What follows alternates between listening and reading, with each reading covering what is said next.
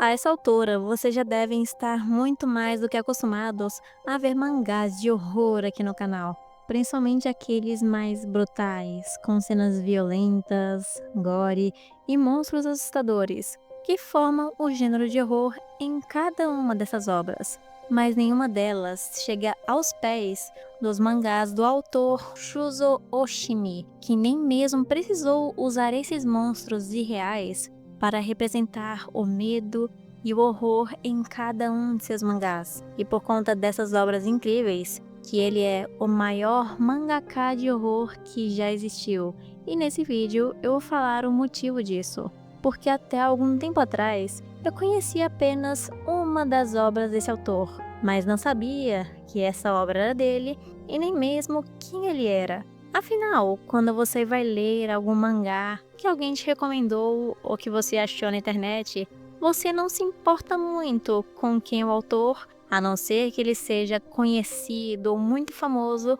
por conta de algumas de suas obras, como por exemplo, Eiichiro Oda por conta de One Piece ou Akira Toriyama por causa de Dragon Ball. Mas depois de ler e fazer um vídeo sobre Flores do Mal, eu por acaso me encontrei lendo e fazendo um vídeo sobre o mangá Chi no Adachi, que por uma mera coincidência também era uma obra de Shuzo Oshimi. E notando um padrão em seus mangás incríveis, eu também li Happiness, e por conta disso, eu cheguei à breve conclusão de que as obras de horror dele me deixaram mais aflita, mais irritada e mais feliz do que qualquer outro mangá de horror, de uma forma que eu nunca havia experienciado antes na minha vida. E esse autor pode e deve ser considerado o maior mangaka de horror de todos os tempos, não apenas por obras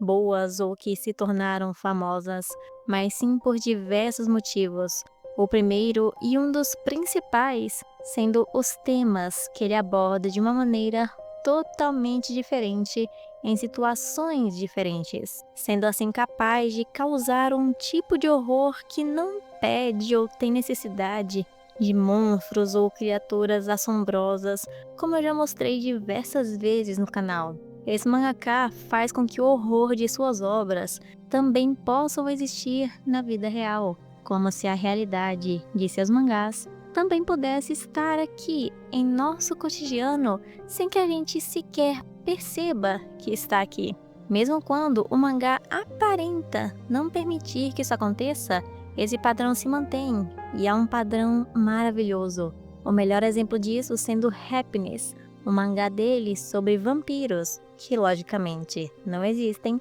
mas ao mesmo tempo esse mangá de vampiros aborda situações reais, como isolamento, depressão, fanatismo e principalmente a solidão, retratando também os vampiros de uma forma muito mais verdadeira e realista, que poderia realmente estar aqui entre nós sem que a gente perceba, e não de uma forma romântica, como vemos em filmes e séries, por exemplo, Crepúsculo e The Vampire Diaries, onde ser um vampiro magicamente é a coisa mais maravilhosa do mundo e que você se torna o ser mais poderoso e invulnerável sem nenhuma das consequências. E todas as outras obras que eu li desse autor conseguem passar essa mesma emoção de situações reais, medos reais e emoções reais, que você facilmente conseguiria se imaginar naquela mesma página de mangá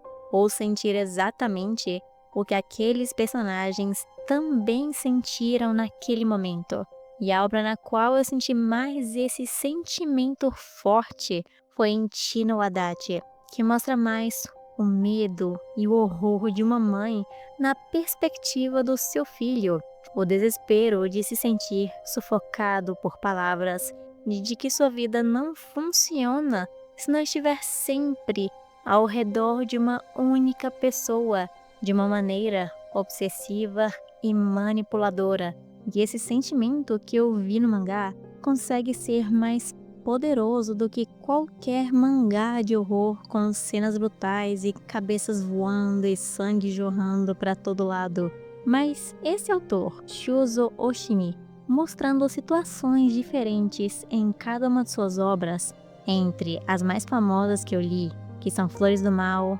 Chinoadachi e Happiness, ao mesmo tempo tinham algo em comum, que ao mesmo tempo me faziam voltar mais e mais vezes para esses mesmos mangás, que são de forma diferente, mas em momentos iguais. E um desses detalhes que são constantemente representados nos mangás dele são a visão de crianças e adolescentes, o tempo na vida onde as coisas são mais assustadoras e tenebrosas do que quando nós nos tornamos adultos. Mas apesar desses mangás mostrarem seus personagens principais em sua infância ou adolescência, as cenas, os temas e tudo que é mostrado nas páginas desse mangá são coisas que apenas adultos conseguiriam compreender com mais facilidade e realmente perceber todo o horror que está inscrito em cada momento do mangá,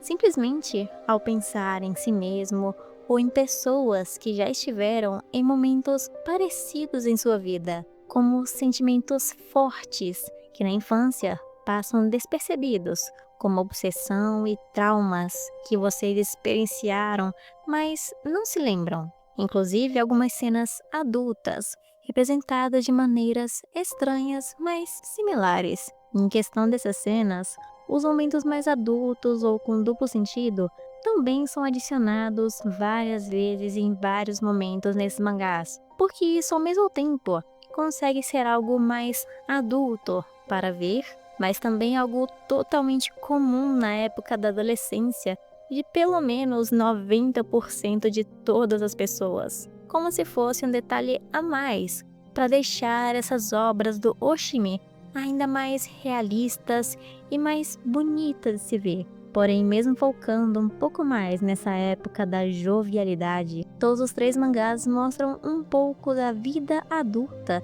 dos personagens um tempo depois que já se passou, ou talvez para deixar o mangá mais interessante ou misterioso, mas também para demonstrar como que os sentimentos da infância do personagem, ou até mesmo seus traumas, continuaram perseguindo eles durante o resto de sua vida, ou pelo menos uma boa parte dela. E outro grande destaque nas obras do Shuzo Oshimi é a sua qualidade da arte, que mesmo não sendo o ponto mais importante no mangá, com certeza faz com que o leitor goste mais de ler uma obra e queira continuar ela, principalmente quando estamos falando do gênero de horror, que pede um pouco de cuidado a mais nos detalhes, em cenas chamativas, ou até mesmo para fazer algo mais irreal ou acreditável, passando a sensação de horror constante, mesmo nas páginas mais simples. E a arte do Oshimi é algo único,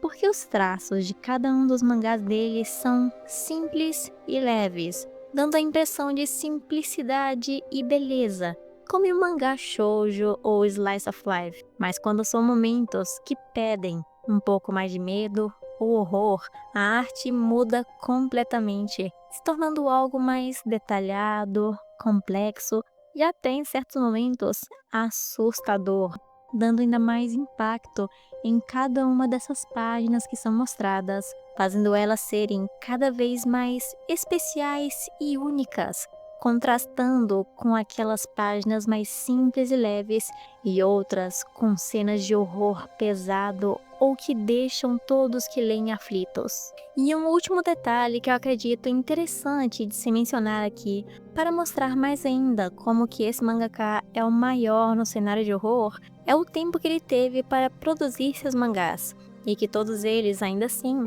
saíram com uma qualidade incomparável, mesmo alguns deles nem chegando a ter 100 capítulos, porque se você for ver, nenhum dos mangás que ele fez em todo o tempo foi único, no sentido em que, enquanto ele ainda estava no processo de produzir ou terminar o mangá, ele já estava trabalhando em outro que foi um estouro. Entre suas obras mais famosas, desde o ano de 2009, com o lançamento de Flores do Mal, ele não ficou nem um ano sem produzir algum mangá de qualidade até 2023, quando Tino Adachi foi finalizado. E se vocês notarem bem, essa mesma coisa também aconteceu com Naoki Urasawa, que não se permitia terminar o mangá antes de começar mais um para ser publicado. E como eu disse em um vídeo muito antigo, Naoki Urasawa também merece ser chamado de o maior mangaka. Mas agora estamos falando de Shuzo Oshimi,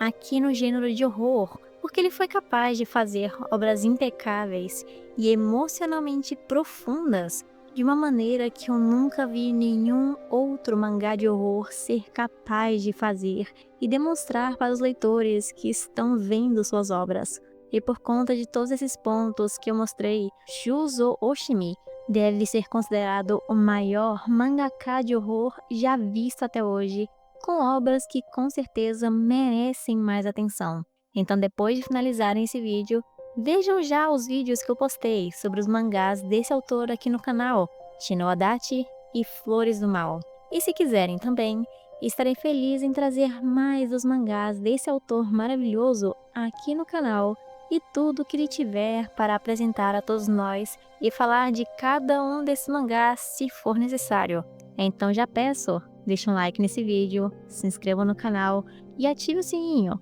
para saber sempre quando vão sair novos vídeos, que eu estou ansiosa para ver todos eles ao lado de vocês.